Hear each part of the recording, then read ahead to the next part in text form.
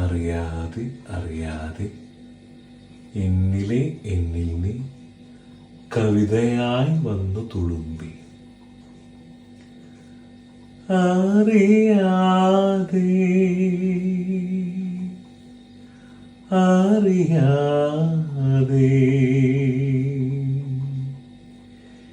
എന്നിൽ നീ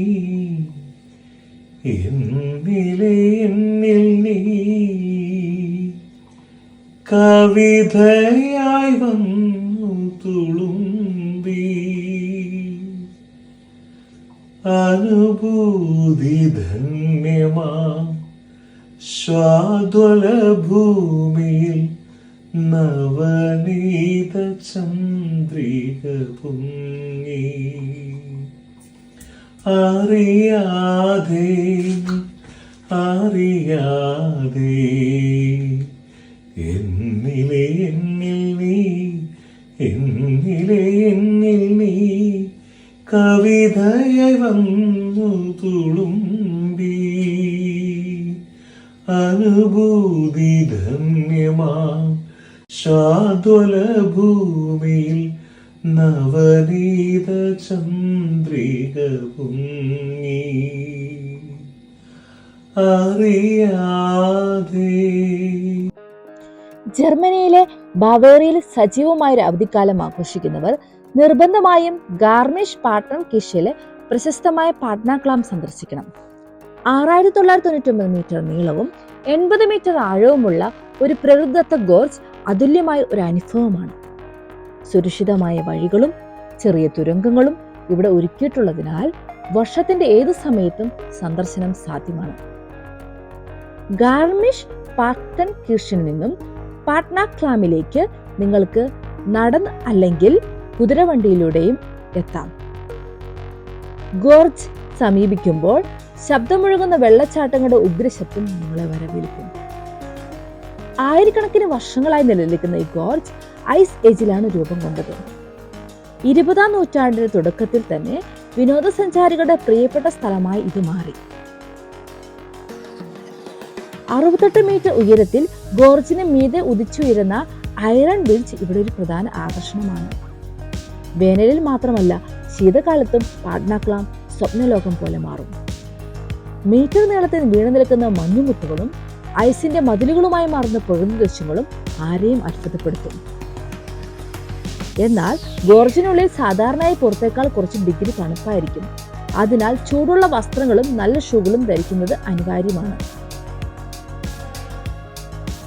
ഇനി പാട്ന ക്ലാമത്തിന്റെ ഭൗമശാസ്ത്ര രൂപീകരണത്തെ കുറിച്ച് കേട്ടാലോ.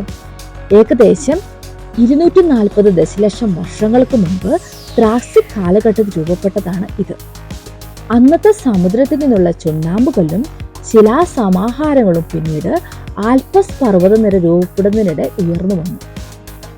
പാട്നാക് നദിയുടെ ഒഴുക്ക് കോടിക്കണക്കിന് വർഷങ്ങളിലായി ഈ മൃദുവായ പാറകളെ കുറുകിച്ചീന്തി ഇന്നത്തെ 702 മീറ്റർ നീളവും 80 മീറ്റർ ആഴവുമുള്ള ക്ലാം സൃഷ്ടിച്ചു. 18-ാം നൂറ്റാണ്ടിലും 19-ാം നൂറ്റാണ്ടിലും പാട്നാക് നദിയെ മരം കൊണ്ടുപോകുന്നതിനായി വ്യാപകമായി ഉപയോഗിച്ചിരുന്നു. ആൽപസ് പ്രദേശങ്ങളിൽ നിന്നുള്ള മരച്ചില്ലുകൾ പാട്നാക് നദിയിലൂടെ താഴേക്ക് ഒഴുക്കിയിരുന്നു. പക്ഷേ വളരെ അപകടകരമായതിനാൽ പല തൊഴിലാളികൾക്കും ജീവൻ നഷ്ടപ്പെടുകയും ചെയ്തു.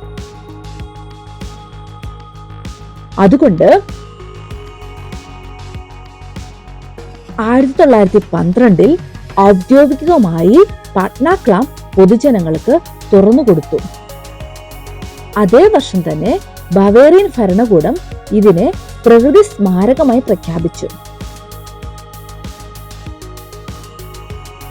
20-ാം നൂറ്റാണ്ടിൽ പാട്ന ക്ലാം ജർമ്മനിയിലെ പ്രശസ്ത വിനോദസഞ്ചാര കേന്ദ്രമായി വളർന്നു. ലോകമഹായുദ്ധത്തിന് ശേഷവും ഇവിടെ വിനോദസഞ്ചാരം ശക്തമായി തുടരുകയും ചെയ്തു. ഇന്ന് പാട്ന ക്ലാം ഗാർമിഷ് പാർട്ടൻകിർച്ച് പ്രദേശത്തെ ഏറ്റവും പ്രമുഖ പ്രകൃതി സഞ്ചാര കേന്ദ്രങ്ങളിൽ ഒന്നായി തുടരുന്നു. അപ്പോൾ ഞങ്ങൾ വളരെ നന്നായിട്ട് എൻജോയ് ചെയ്തൊരു ട്രിപ്പായിരുന്നു ഇത്. ജർമ്മനിയിൽ താമസിക്കുന്നവർക്കും അതായത് പുറത്തുനിന്ന് ഉള്ളവർക്കും വളരെ എൻജോയ് ചെയ്യാൻ പറ്റിയ ഒരു ട്രിപ്പാണിത്. പോകുന്നവർ റെയിൻകോട്ട് കയ്യിൽ കരുതിയിരിക്കണം. ഞങ്ങൾ എടുക്കാൻ മറന്നുപോയിരുന്നു. അപ്പോൾ ഇതായിരുന്നു ഇന്നത്തെ വീഡിയോ. ഇഷ്ടമുള്ളവർ എന്തായാലും വിസിറ്റ് ചെയ്യുക ഈ പ്ലേസ്. അപ്പോൾ please subscribe my channel. Okay, bye bye.